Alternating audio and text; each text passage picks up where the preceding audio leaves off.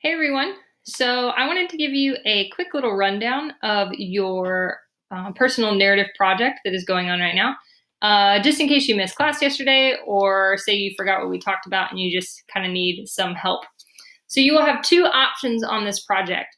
Both options will have you creating or writing about an experience you have had this summer and how it has affected you. For option one, you just have your traditional 2-page personal narrative that you will type in a Google Doc. This is pretty self-explanatory. It's like most of the papers that you've probably written since you've been here at Western. You have your topic, which is write about an experience that you have had this summer and how it's affected you. Or in the year 2020 is fine. And type it up on 2 pages. You turn it in. Pretty straightforward, pretty simple. Some tips about when you're writing.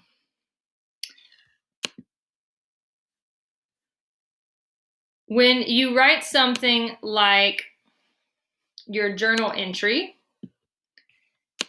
you may be writing like this for the example of this first one, where it says, this summer I was really upset every time I turned on the news because I would see all the terrible things happen. Sometimes I would go on walks with my mom and that would make me feel better. That's kind of how you would do a journal entry.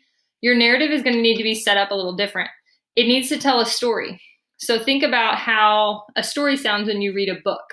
You're going to actually like set the scene, set the mood. So for an example, your story might start off with, as I saw the light peeking through the curtains of my bedroom, my excitement grew. Finally, it's summer. I jumped out of bed, put on my favorite t-shirt and leggings, and walked into the kitchen. When I saw my mom's face, I knew something was wrong. What is it, Mom? I asked. And that's kind of how you'll set the mood to tell the story of what's going to happen, rather than just saying like, sometimes I was upset because this happened. You want to really set the mood. Think of yourself as a character. Hopefully that helps you kind of understand how to do option one. If you choose to do option two, you have a bit more freedom with what you will be doing. So option two allows you to create some type of art piece. This could be a painting, a sculpture. You could do like a set of photography. You could create a graphic novel or comic strip. You could record a song, write a script, do a monologue, a short film, a documentary, anything like that is going to express something you experienced this summer. Now, this piece of art should tell a story in some form. You may have to help us understand what the story is, though. And that is why you have an additional 1-page explanation that goes along with this. So say you paint a picture of something that's going on in your house. Your 1-page explanation would tell the story behind that picture.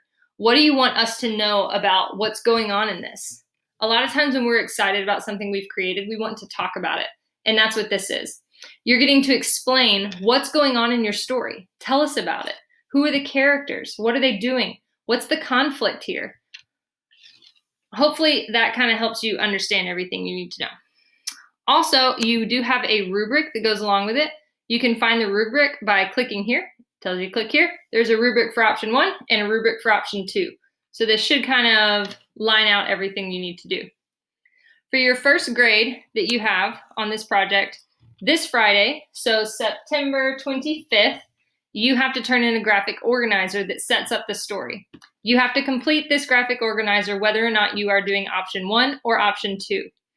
For example, if you are doing some type of painting, most of the painting is going to fit under your exposition section down here. This tells us what we're looking at.